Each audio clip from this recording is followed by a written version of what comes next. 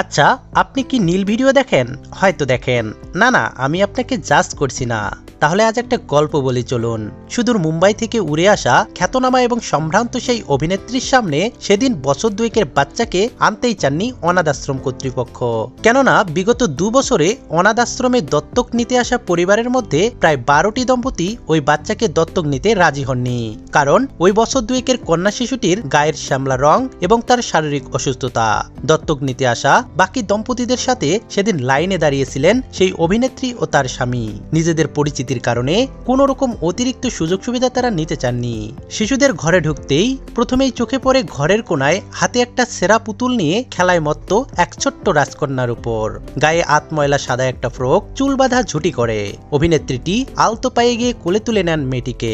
Bag থেকে বের করে আনেন নিজের রুমাল এবং অতি সযত্নে মুছিয়ে দিতে থাকেন তার কপালের ঘাম। নিজের হাতে তাকে খাইয়ে দিতে থাকেন সঙ্গে নিয়ে আসা খাবার। 12টি পরিবার ফিরিয়ে দেওয়া সেই শ্যামলা বর্ণের অনাথ কন্যা শিশুটি আজ ভারতবর্ষের অন্যতম ধনী দম্পতির প্রথম সন্তান রূপে পরিচিত।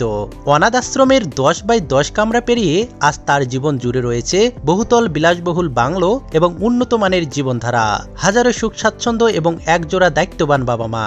কন্যা শিশুটির নাম নিশা কর ওয়েবার আর তার মায়ের নাম করণজিৎ কর বহরা ওরফে সানি লিওন। হ্যাঁ, সেই সানি লিওন যিনি নীল ছবির দুনিয়া থেকে বেরিয়ে এসে যখন বলিউডে নিজের জায়গা তৈরি করতে চেয়েছিলেন তখন তার কপালে প্রডিউসারের কুপ্রস্তাব ছাড়া আর কিছুই জোটেনি।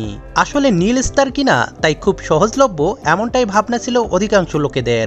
কিন্তু এই জাতীয় সমস্ত প্রস্তাবকে দূরে ঠেলে দিয়ে ক্রমাগত লড়াই করে আজ তিনি বলিউডের সুপ্রতিষ্ঠিত অভিনেত্রীদের জায়গা করে নিয়েছেন। অথচ আজও সমাজের বেশ কিছু মানুষের কাছে তার পূর্বতন পেশার কারণে তিনি হাসি এবং অসম্মানের খোরাক। কিন্তু সেই সানি লিওন নিজের আয়ের প্রায় 20% ব্যয় করে দেন বহু অনাথ আশ্রম আর ক্যান্সার হসপিটালের জন্য। মুম্বাইয়ের বহু পথশিশু তাকে মা বলে ডাকে। বহু অসহায় বৃদ্ধ বৃদ্ধার দুবেলা পেটের খোরাক যোগান তিনি। জীবনের বিভিন্ন সময়ে শারীরিক হয়রানির শিকার হওয়া প্রায় 300-র বেশি মেয়ের পড়াশোনার সামগ্রিক খরচা চালানোর পাশাপাশি মুম্বাইয়ের বিভিন্ন হসপিটালের প্রায় 50টিরও বেশি ক্যান্সার বেডের গোটা বছরের সমস্ত খরচ বহন করেন তিনি। আজকে পুরুষতান্ত্রিক সমাজে সানি লিওন হলেন সেই মহিলা যিনি আজ অবধি হয়তো নিজের জীবনের প্রত্যেকটা সিদ্ধান্ত নিজেই নিয়েছেন, তা সে কেরিয়ার সম্পর্কিত হোক কিংবা ভবিষ্যৎ।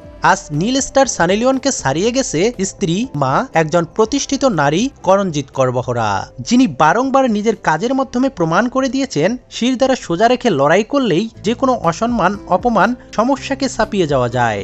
আজকের ভিডিও এ পর্যন্তই। সানি লিওন সম্পর্কে আপনার মতামত কি তা অবশ্যই কমেন্ট বক্সে জানাবেন। ধন্যবাদ।